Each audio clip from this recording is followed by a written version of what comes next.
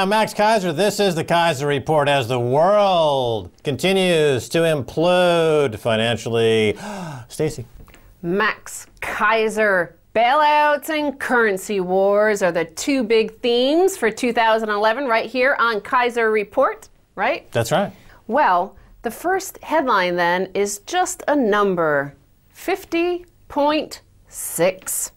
Yes, this is an image from Bloomberg.com, but it's referring to the number of years in percentage terms since 1800 that Greece has been in default or rescheduling its debts. And this is based on research from economists Ken Rogoff and Carmen Reinhart.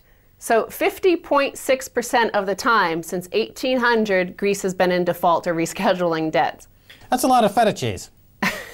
Well, Max, so do you think this EFSF, therefore, and yet another bailout for Greece is going to do the job? Not at all. Greece was played in this whole creation of the euro. We know going back to the beginning, they were seduced into hiding their debts. Goldman Sachs was involved in that as part of this drama, this Greek tragedy that's playing out now. The Greek people have been played like chumps once again throughout history. This is the role that best suits them. Well, okay, so we're in another Great Depression, and one of the things they're trying to prevent, just like they tried to do at the first Great Depression, is they're trying to basically defend the banks and save the banks at the expense of everybody else. Defaults are not an option. And yet Greece will default. We know that. Everybody knows that. In fact, according to Bloomberg, there's a 50.6% chance that they will default soon because they have been defaulting for 50.6% of the time. Yeah, the feta futures market right now is actually rising because of the demand for feta on the global markets will increase once Greece defaults. Get it on. You know, get back to making rope sandals, feta cheese, olive oil, and hosting big bachelor parties and bachelorette parties on those fabulous islands. Let's get back to what Greece does best. Party, party, party. Well, instead of all of these bailouts, one option always presented is that Greece should just reintroduce the drachma, drop out of the euro. And we've presented that argument here several times from various analysts and investment advisors. But I want to turn to another investment advisor here who's advising her clients that, in fact, Germany is about to introduce the Deutschmark. And that's something to look forward to in the next days and weeks, she says. Woohoo! So this is Philippa Malmgren, and she says, quote, the Germans will announce they are reintroducing the Deutschmark. They have already ordered the new currency and asked that the printers hurry up. So first, Max, who is Philippa Malmgren? She's on the board of Deutsche Bank. She's an advisor to UBS and Prudential, and she was in the Bush administration in the Economic Policy Department. She was also a member of the U.S. President's Working Group on Financial Markets, who are now called the Plunge Protection Team. Yes, they're often known as the Plunge Protection Team. They come in and rescue markets that are falling. They make sure the Dow rises, and presumably now the FTSE and the CAC and the DAX, all of the markets around the world. That's right. Well, who was the first person on international television, in the media, in print, on TV, on radio, to make this prediction, to make this assertion that the Deutschmark would be brought back? Oh, that would be me. That's right. I predicted this because I know the mind of the German, and I know that the whole Euro project was a trick bag to reunify Germany under the umbrella of the Euro, and then when things went bad, as they inevitably would have to, they can eject themselves from the Euro, and there it is, the Deutschmark, and a superpower, Germany. .4. Now, she doesn't give any specific evidence for the fact that they actually are printing Deutschmark at the moment, but she does look at various things happening regarding this crisis, which indicates to her that they are about to print the Deutschmark. And that is quotes from Joseph Ackerman, the CEO of Deutsche Bank, and also Vice Chancellor Rossler, who told Germany's Welt Daily there should be, quote, no limits to thinking of possible scenarios of how to end the euro crisis. In the same interview, he also said one of those possibilities, however, is not a further bailout after this $440 billion EFSF, European Financial Stability Fund. I was the first And I hope those editors over there at Wikipedia, under the section Predictions by Max Keiser, on the Max Keiser entry, will make this adjustment. Yep, they're printing up these bad boys, and they're printing them up in size. The other point where she says that she could see that they're printing Deutschmark is you look at what the Swiss central bank has done and the Canadian central bank statements that they've issued. So the Swiss central bank, we know for a fact, has introduced a currency peg.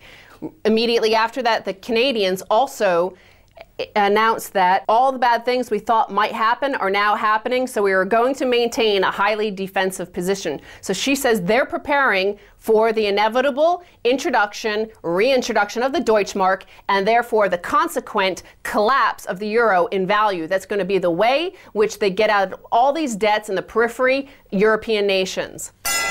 Ladies and gentlemen, entering the heavyweight ring, the Deutschmark in the currency battle of the century. It's got everything. Huge export market, low unemployment. They've got fantastic benefits for all. They've got a surplus in their unemployment benefits and their health benefits. A surplus! She says, I would expect a major unscheduled speech from the president of Germany once it is decided to leave the euro. You could expect a European bank holiday, and then the devaluations will happen across Europe, across the eurozone, those that remain in the euro, and you're going to see, therefore, huge inflation. Therefore, all of the money, all of the new liquidity is going to go into, she says, gold, diamonds, agricultural assets, energy prices, and mined asset prices will rise. Default will reduce the debt burden and allows growth and inflation to return. Hit him with the blitz! Sudden announcement. Look for it. Now, of course, this is against the what others have said. Jim Rickards, who we've talked about, believes there's going to be a return to some sort of gold standard. Jim Rogers, who she also mentions in her analysis, Jim Rogers thinks the euro will survive and be stronger than the U.S. dollar. This is not what she sees. Well, the Rickards idea of return to the gold standard is still in play under this Deutschmark reintroduction because the other countries will have to respond because this is a currency war. The other countries are simply not going to bow down and salute the Deutschmark and everyone's going to reference the Deutschmark. There's going to be a mad scramble. And ultimately, the Rickards end game is still in play. This is just another chapter toward that end play where everyone eventually decides that, look, let's stop World War III, the currency war. Let's go back to gold. Another point that she refers to, Max, is this headline here from September 9th. Trichet loses his cool at prospect of Deutsche Mark's revival in Germany. So this is from Bloomberg, September 9th. As I said, Trichet, 68, lost his cool yesterday with a reporter who asked whether Germany should abandon the euro and return to the mark. He said, quote, I would like very much to hear the congratulations for an institution which has delivered price stability in Germany for almost 13 years, he said in an uncharacteristically raised voice. It's not by chance we have delivered price stability, he said. We do our job. It's not an easy job. Notice, he didn't say no. You have to read between the lines. Stacy Herbert, this is a fantastic story that you are breaking for our international audience. Truly remarkable reporting. I am gobsmacked. Well, in fact, this is Philippa Malmgren. She's the daughter, by the way. I looked her up because I wanted to make sure she wasn't a yes woman. You know, you never know these days. Everybody's a hoax.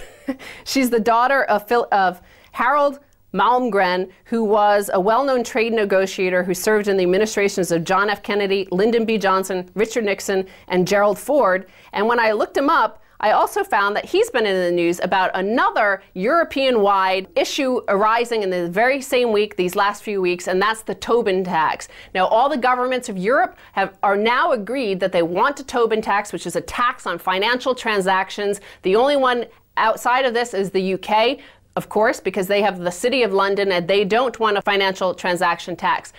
Well, from September 27th, her father, Harold Malmgren, was quoted in the FT in an article titled, Long-Term Investors Would Benefit from Tobin Tax. And Harold Malmgren refers to the fact that so much trading is now high-frequency trading. And so long-term investors are disadvantaged, he says, because he argues that big financial institutions that operate HFT platforms try to buoy up flagging markets by well-timed surge buying of exchange-traded funds, triggering automatic buy responses from algorithmic trading models across the market. If true, this must create an upward market bias that will, over time, skew asset values. Well, there's huge biases that are triggered by program trading and stop orders and sell stop orders and buy stop orders and cascading of orders and quote stuffing, and all this stuff could be minimized with the introduction of a Tobin tax, a tax on transactions, a fee on all transactions. And let me tell you something, Stacy Herbert, as a former broker on Wall Street myself, I can tell you that if they imposed a transaction fee on all these transactions and never told any broker, any banker, they would never notice. It's completely a non-issue. You know, it reminds me of this club I go to in London, the Groucho Club. I've been going there for years, and I've looked at this little card on the table, and I've never read that card. Suddenly, last year, for the first time in years, I read that card. It said that every single meal I eat there, they add 1 pound of tax or surcharge that they use to feed the poor. I never noticed that surcharge in years and years and years. The same thing with every trader and banker in the world. If you give them a Tobin tax transaction fee and never tell them about it, they'll never notice. Well, and the reason why high-frequency trading, what they do is they trick pension funds, big giant funds that manage our money, the little guy's money. They trick them into buying basically at an inflated price. So I want to have this one final headline here, Max. Class war, 52% say U.S. isn't divided economically, poll finds. So this is the Pew Research Center for the People and Press and the Washington Post. And they did a poll where they found that just under half, 48% of Americans, said that if they were forced to choose, they would call themselves among the haves, while only 34% said they are among the have-nots. Well, this is exactly what you find in the Bowery or in the gutter of any major city. You know, the people who are living in the street, in the gutter, alcoholics, gambleaholics, degenerates, they really believe that they're getting over on the system. And this is the average American. They're degenerate, they're alcoholic, they have no health care, they're living in the street like bums. But when you talk to them about it, they're like, yeah, ain't America great?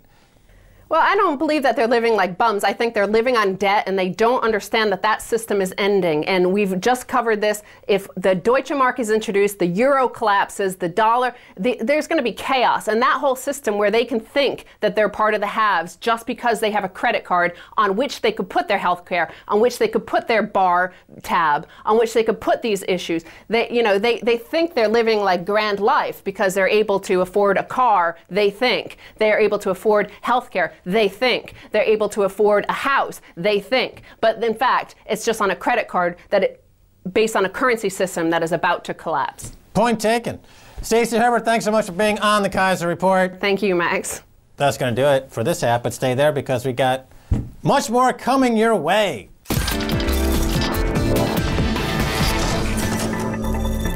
Hi, welcome back to the Keiser Report. I'm Max Keiser. Time now to go to London. Talk with Steve Woolfe, city spokesman for the UK Independence Party. Steve Woolfe, welcome to the Keiser Report. Thank you, Max, and thank you for inviting me to your show. I'm really looking forward to being on. All right, Steve Woolfe, your party, UKIP, is calling for Greece to return to the Drachma. Talk about this. Well, Greece has to return to the Drachma, Max, because it's in their best interest. It's in the interest of their people, and it's also ultimately in the interests of the European Union and its people. They're suffering at the moment, as we know. We have levels of unemployment for the youth around 18–19%. There's millions of people unemployed throughout the country. There's lots of people losing their businesses. There is a real sense that the austerity that the Greeks are giving to them is actually hurting badly. And the reason that it's hurting and having no effect for a positive future for them is because they're trapped within the economic prison of the European Union. If they were able to escape the arms of Barroso and the commissioners who want to keep hold of them and their assets, they will be able to take control of their economic levers and help themselves get out of this debt crisis. Okay, Steve Woolfe, let's talk about the ripple effects here, because the folks who are not against the haircut or the write-off or the return of the drachma, of course, are saying that the bond market would collapse, the Greek banks would collapse, ripple effect throughout the Eurozone. what do you say to this? I think there would be some dark times ahead for Europe if either way. If we don't take and allow Greece to escape from this economic prison, then we'll see a long period of time where the European people have to pay for this massive debt. And we can talk about the EFSF and its extended bailout. I'm sure we'll go into that in greater detail. But if we do allow them, there would certainly be some form of ripple effect. But would that necessarily be as bad as the doomsayers of Christine Lagarde and the IMF and the European Union? I'm not so sure it was. What we're doing is when we're hearing them say Europe will collapse into a mess, they are trying to scare us into not doing something that we should be allowing Greece to do, which is give them their freedom. There's no doubt, and I'm sure you hear this all the time, that Baroness Ashton and her team of diplomats are wandering around Washington threatening that if the bailouts don't occur, then we will have 1930s style unemployment and recession throughout Europe. There'll be doom, there'll be gloom, there'll be the rise of the far right. That I don't believe will happen. This is them trying to protect their jobs, and they're also trying to protect this creation of a country called the United States of Europe. The ripple effect will be there, but don't believe it to be as bad as they are trying to paint out. Steve Woolfe, can people point to Iceland and say that, well, you know, they basically defaulted, they took their medicine, 2 years later they're now growing? Is that an accurate comparison? And if so, why aren't more people making an issue of this and making that comparison? That is a perfect example, as is also looking back to the days of Argentina and Brazil when they defaulted as well. They were given the opportunity to take hold of their economic levers. And let's look at the positive things that could happen for Greece. We know that they're indebted on a debt crisis with their bonds. If they were able to say we're out of sight of the European Union, they could take hold of their interest rates, they could look at their currency, they could take haircuts on their bonds of 60, maybe even 70%, they could devalue their currency at 30, giving themselves some leeway to 50%. This would encourage other businesses to come to Greece. Certainly would encourage those who are tourists from the UK going to Greece, if you've ever seen the prices in the holiday resorts in Greece at the moment. But also look at the very important positive factors of the Greece economy. Greece has assets, and some of those assets that aren't coming out into the public domain are their oil and gas reserves. We have received reports that only a few years ago, 7 Scandinavian companies were offering around 250 billion for the gas assets that are outside Crete, etc. Those are assets that could be used to help Greece in the future rebuild its country, but only if Greece was able to get hold of its own economic powers. It can't do it whilst it's trapped within the European Union. Let's talk about the UK for a second, because the UK did not join the euro, and people are saying that they're insulated from the euro crisis. However, the banks in the UK own much of this toxic debt from continental Europe. And so what are the ripple effects, and how do they get into the UK? And what is David Cameron doing about it, if anything? Is he telling the people in Britain accurately what's going on here? David Cameron certainly isn't giving the people of Britain the truth about the indebtedness that Britain is connected to the European Union. When you're looking at this bailout, we are having to pump billions into the IMF to support this. This is money that could be used to help the banks that would have to face some of the detrimental effects of Greece defaulting. We could use them to shore up the capital and increase the Tier 1 requirements of those banks.